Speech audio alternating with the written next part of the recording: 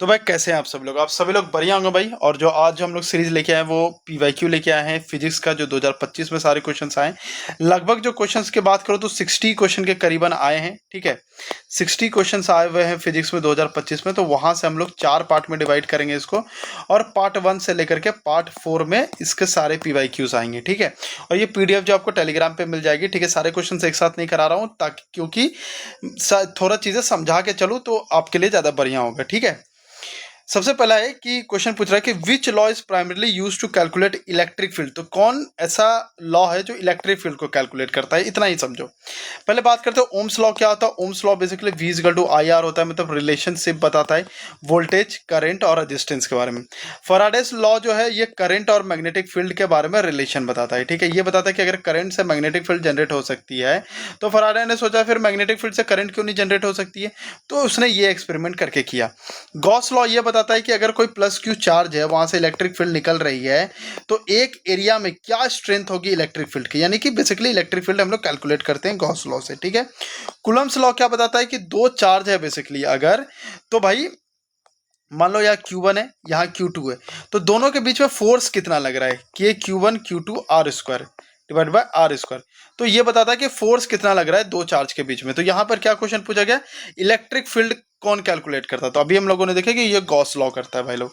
ठीक है, sound, the persistence of sound in a hall due to repeated reflection, मतलब जो साउंड का जो रिफ्लेक्शन किस में होता है बेसिकली ये पूछ रहे हैं।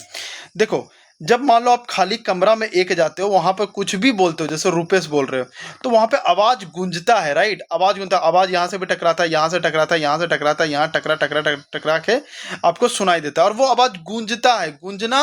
और एको में क्या होता है कि मान लो कोई पहाड़ है यहाँ पर, आप यहाँ पर से एको पॉइंट से बोल रहे हो तो वापस सेम साउंड, जैसे यहाँ रूपेश सर बोले तो सेम यहाँ से भी वापस रूपेश सर ही आएगा।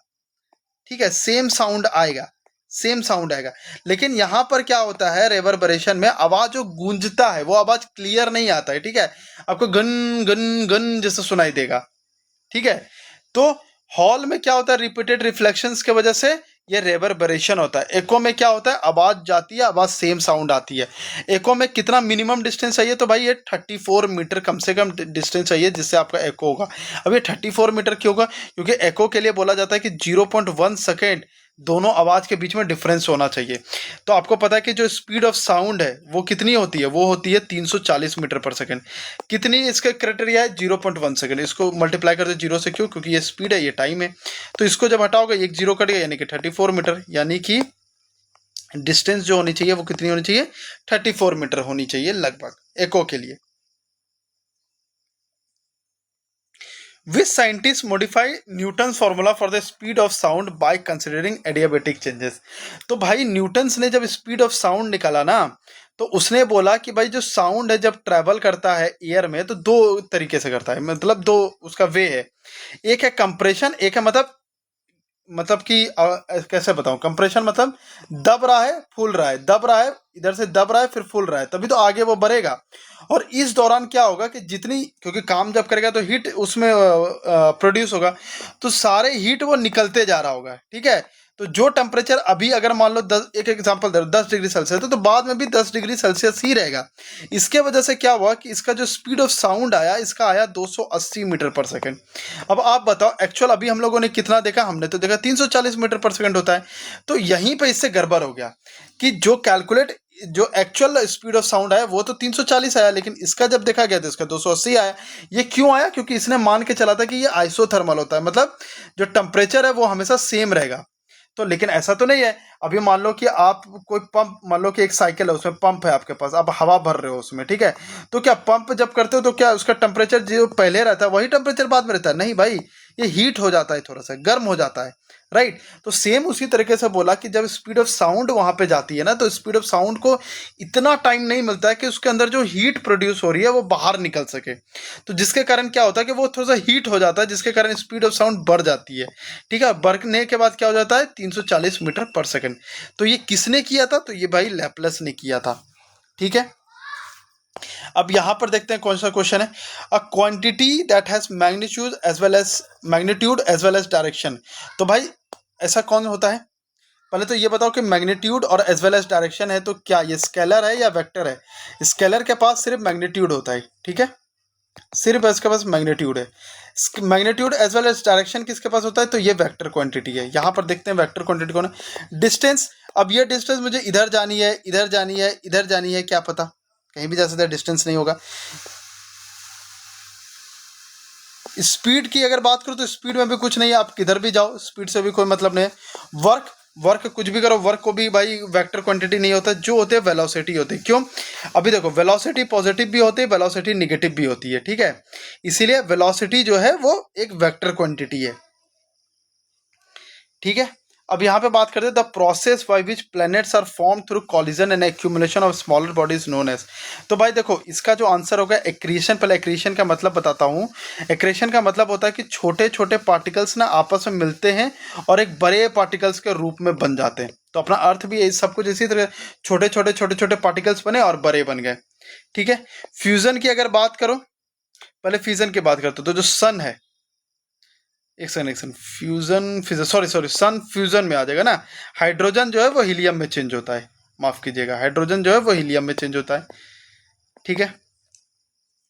रेडिएशन की अगर बात करते देखो भाई रेडिएशन का क्या मतलब होता है, कोई भी तरह का ऐसा एनर्जी, ठीक है, जिसको वायर नहीं चाहिए, जिसको मीडियम नहीं चाहिए, किसी तरह का कुछ भी नहीं चाहिए, वो ऑटोमेटिकली अपना मूव करेगा। जैसे सन, सन से जो वेव आती है, ठीक है, एक्सरेज हो गई, ठीक है, X U B I M R, मैं ऐसे याद रखता हूँ, X U B I M R, X मतलब एक्सरे, अल्ट्रावायलेट, ये हो गया आपका विजिबल रेस, इंफ्रारेड, ठीक है, और ये रेडियो वेव्स हो गया, एम क्या होता है, माइक्रोवेव्स हो गया, ठीक है। तो ऐसे मैं याद रखता हूँ X U B I M R.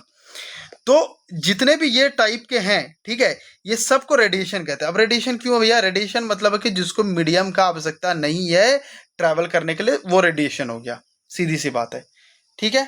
तो कॉलिजन और एक्यूमुलेशन ऑफ स्मॉलर बॉडी से कौन बना है भाई? तो ये एक्रेशन हो जाएगा। क्यों? एक्रेशन का क्या मतलब है? छोटे छोटे पार्टिकल से बड़े पार्टिकल्स बनना, ठीक है। Which alloy is commonly used in standard register, ठीक है। स्टैंडर्ड रजिस्टर कौन सा होता है भाई? देखो यहाँ पर दो में तो आप शायद कंफ्यूज कर सकते हैं, एक होता है मैंगनीन, एक होता है नाइक्रोम। नाइक्रोम यूज करते हैं बेसिकली हीटर में, आपने देखा होगा ऐसे करके लगा हुआ रहता है या फिर आपका ऐसे करके लगा हुआ होगा, ठीक है। ये बेसिकली जब आप इस पर करंट दोगे ना तो ये हीट हो जाता है, तो इसको स्टैंडर्ड रजिस्टर नहीं बोलते। स्टैंडर्ड रजिस्टर का मतलब है जिसका रेजिस्टेंस जो है वो बाद में चेंज ना हो। तो ये कौन होता है? मैंगनीन होता है, ठीक है। मैंगनीन क्या होता है कि स्टैंडर्ड रजिस्टर होता है, इसमें हीट करने से ऐसा नहीं कि ऐसा हीटिंग हो जाएगा जैसा नाइक्रोम होता है, तो वैसा नहीं चाहिए, क्योंकि हमें चेक करना होता है कि किस में कितना रजिस्टेंस है, तो हम लोग मैंगनीन यूज करते हैं। देखो ये सब याद करने वाली चीजें हैं, ठीक है, इसमें कुछ समझने वाली चीजें नहीं है।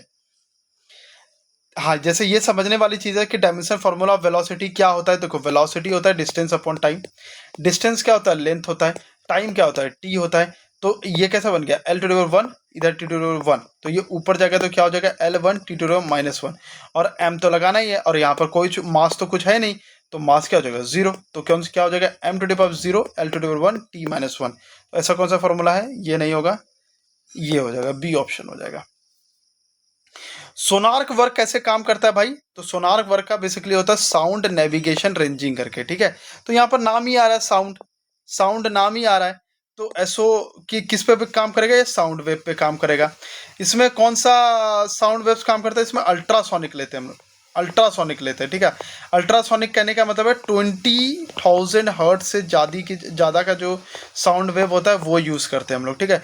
सोनार से बेसिकली यूज़ होता है कि मान लो कोई समुद्र है, यहाँ पर कोई सबमरीन है, तो यहाँ से तुमने अल्ट्रासोनिक वेव्स भेजा, फिर अल्ट्रासोनिक वेव्स वापस आ गया, तो पता चल जाता है कि वो जो पार्टिकल है वो कहाँ पे है, ठीक है। इसका जो निकालने का जो फॉर्मूला होता है वही सेम है, distance equal to speed into time.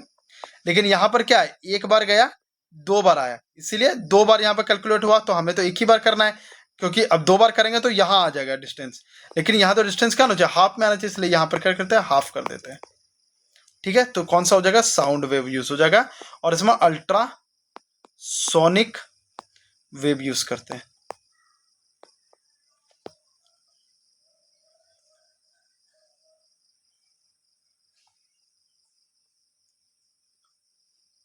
अच्छा, मैं एक चीज कंफ्यूज हो गया हूं, यहाँ अल्ट्रासोनिक वेव बोलते हैं या अल्ट्रासोनिक साउंड बोलते हैं, ठीक है, इसमें आप लोग एक बार क्लैरिफाई कर लीजिएगा। इसमें मैं थोड़ा सा अभी पता नहीं, कंफ्यूज हो रहा हूँ थोड़ा। इतना पता है कि 20 हर्ट्ज से 20,000 हर्ट्ज से ज़्यादा है तो अल्ट्रासोनिक है। अब उसको क्या बोलते हैं, अल्ट्रासोनिक वेव बोलते हैं या अल्ट्रासोनिक साउंड बोलते हैं, ठीक है। Who discover the atomic nucleus through the gold foil experiment. देखो भाई यहाँ पर ना ज़्यादा आपको याद रखने का रिक्वायर्ड नहीं है, यहाँ पर ऐसे याद रखो, बस रखो ईट पर नाच, ठीक है। पहले याद रखो कि इलेक्ट्रॉन का किसने खोज किया था, थॉमसन ने। प्रोटॉन का किसने किया था, रदरफोर्ड ने। न्यूट्रॉन का किसने किया था, चैडविक ने। ये 3 चीजें याद हो गई, याद हो गई। रदरफोर्ड ने क्या किया था, गोल्ड फॉयल वाली एक्सपेरिमेंट की थी भैया। कैथोड रे ट्यूब का एक्सपेरिमेंट किसने किया था, तो हमारे, एक मिनट भाई लो,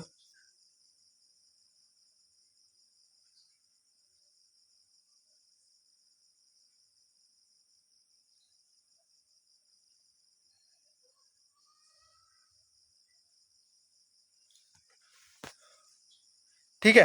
तो कैथोड रे वाला एक्सपेरिमेंट किसने किया था, इलेक्ट्रो मतलब सॉरी, ये थॉमसन ने किया था। अगर चैडविक की बात करो तो चैडविक ने कौन सा भाई किया था, तो ये बेरिलियम बॉम्बार्डमेंट एक्सपेरिमेंट किया था, ठीक है। और नील बोर का अगर बात करूं, ये नील्स बोर का अगर बात करूं तो इन्होंने एटॉमिक स्पेक्ट्रा का स्टडी किया था इन्होंने, ठीक है, जो कि बोर एटॉमिक मॉडल इन्होंने दिया था। तो भाई अभी बताया गोल्ड फॉल किसने किया है, तो ये रदरफोर्ड ने किया है, तो आंसर क्या हो जाएगा, सी। बस आपको इतना ही याद रखना है कि किसने क्या एक्सपेरिमेंट किया था, क्या लाया था, बस इससे ज्यादा कुछ नहीं पूछा जाएगा।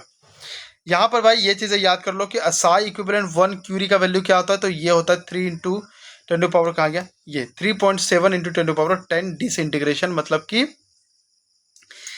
ये कभी मैं आपको बाद में बताऊंगा, ये ज़्यादा आप ही मैं घुसो मत, क्योंकि इसमें घुसूंगा तो बहुत ज़्यादा टाइम लग जाएगा, ठीक है। ऑलरेडी हमारा 11 मिनट का क्लास हो चुका है, इसलिए इस पर अभी घुसेंगे नहीं।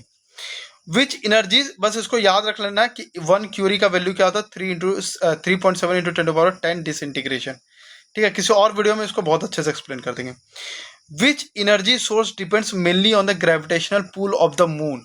तो भाई ये टाइडल एनर्जी, जो आप समुद्र में देखते हो ना, लहरें इस तरीके से होती है, तो ये किसके वजह से, ये मून का एट्रैक्टिव जो मतलब अट्रैक्शन जो पावर, जो बोल सकते हो ग्रेविटी काइंड ऑफ, मून का जो ग्रेविटेशनल है फोर्स, इसके वजह से जो टाइडल है, जो समुद्र का पानी है, वो ऊपर की तरफ बनाता है इस तरह से वेव, ठीक है। तो ये उसके वजह से होता है। द रिलेशनशिप बिटवीन फ्रीक्वेंसी, ये तो आसान क्वेश्चन है, the relationship between frequency and time period, तो एफ इजिकल टू 1/t होता है, ये तो बताने का कोई रिक्वायर्ड नहीं है, ठीक है। Frequency is equal to 1/t। Which phenomenons allows optical fiber to transmit light. तो भाई जब ऑप्टिकल फाइबर में जो लाइट ट्रांसफर होते हैं वो बेसिकली इस तरीके से होती है, ठीक है। और इस तरीके से हम लोगों ने पढ़ा है कि एक एंगल को इतना एंगल ये कर दो, पहले तो ये क्रिटिकल एंगल इस तरीके से चल जाएगी, और फिर जैसे ही ये और थोड़ा एंगल बढ़ाओगे तो लाइट जो है अपने में ही वापस आ जाएगी, यानी ये रिफ्रैक्ट नहीं करेगी, ठीक है। तो ये इस लॉ को क्या बोलते हैं, इसको बोलते हैं टोटल इंटरनल, इस फेनोमेनन को क्या बोलते हैं, फेनोमेनन को टोटल इंटरनल रिफ्लेक्शन फेनोमेनन, ठीक है। तो इस वजह से ऑप्टिकल फाइबर्स में लाइट जो है वो ट्रांसमिट हो पाती है। तो क्या आंसर हो जाएगा, total internal reflection. Charge of an electron 1.6 into 10⁻⁻19। Which scientist is famous for uncertainty principle. तो भाई इसका आंसर आप वैसे तो हाइजेनबर्ग है, बट इसका ना ये जो अनसर्टेनिटी प्रिंसिपल है, ये थोड़ा सा आप लोग सर्च कीजिए, थोड़ा सा रिसर्च कीजिए इस पर, और थोड़ा कमेंट में बताइए कि भाई ये कौन से प्रिंसिपल है, ठीक है। तो बाकी पार्ट 2 भी बहुत जल्दी लेके आएंगे, ट्राई करेंगे कि 2-3 दिन में ही आप लोगों का खत्म कर दे ये फिजिक्स का, जैसे कंप्यूटर का 4 पार्ट ऑलरेडी हो चुका है, और ट्राई करेंगे 2-3 पार्ट और ला करके जो जो टफेस्ट क्वेश्चन में से वो आप लोगों को कंप्यूटर के करा देंगे, और इसके 15 हो गए हैं, और 45 क्वेश्चन करा देंगे। तो इसके जो PDF है टेलीग्राम पर डाल दूंगा, तो तब तक के लिए सब्सक्राइब कर लीजिएगा। तब तक के लिए क्या, हमेशा के लिए सब्सक्राइब करिएगा, क्योंकि आपको सारे PYQs इसमें मिल जाएंगे, चाहे वो RRB NTPC हो, चाहे RRB NTPC UG हो, चाहे वो RRB ग्रुप D हो, चाहे अभी RRB LP का जो पेपर है उसका भी आपको मिलने वाला है, SSC CGL का पेपर है उसका भी आपको मिल जाएगा, ठीक है। तो सब्सक्राइब कर लीजिएगा। जय हिंद, जय भारत।